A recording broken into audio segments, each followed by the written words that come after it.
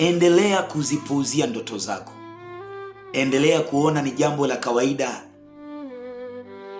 wala usizifuatilie tena, kwa sababu umeona ni jambo la kila wakati na ni jambo la kulipuuzia.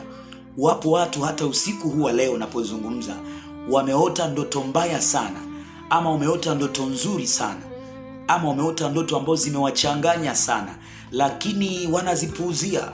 Wanaona ni mambo ya kawaida na wanaendelea na shughuli nyingine, wameshazipuuzia. Hawajiulizi kwa nini baadhi ya ndoto wanaziota zinajirudia kwenye maisha yao. Yaani uliota juzi ndoto fulani, leo tena imejirudia, ukilala tena kesho itajirudia, na wewe unadhani ni jambo la kawaida.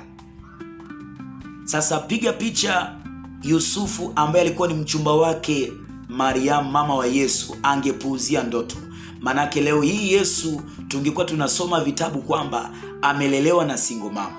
Ukisoma Biblia katika Mathayo 1:20 inazungumzia kwamba baada ya Yusufu mchumba wake Mariamu kupata taarifa kwamba mchumba wake ni mjamzito, akaadhimia moyoni mwake kutoroka, kutelekeza ujauzito, kutelekeza mchumba, kwa sababu hakuwahi kukutana kimwili na mchumba wake Mariamu. Lakini katika ndoto malaika akamtokea.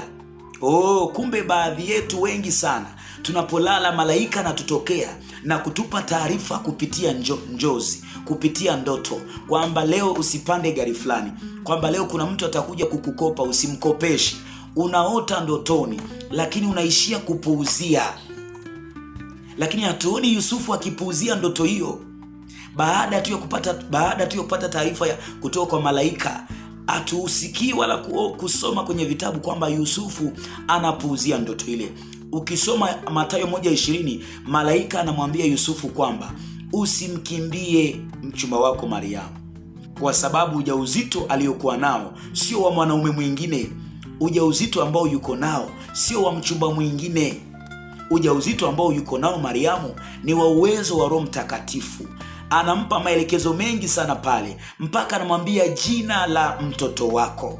Baada ya hapo Yusufu hakimbii mchumba wake, Yusufu hakimbii mtoto, kwa sababu tayari amepewa taarifa katika ndoto.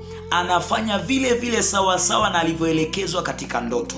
Sasa piga picha kama Yusufu angepuuzia ndoto ile na kusema kwamba hizi ni mambo tu ya kawaida, hizi ndoto ni za kawaida tu, lakini hakupuuzia ndoto ile, akafanya sawa na vile alivyoota.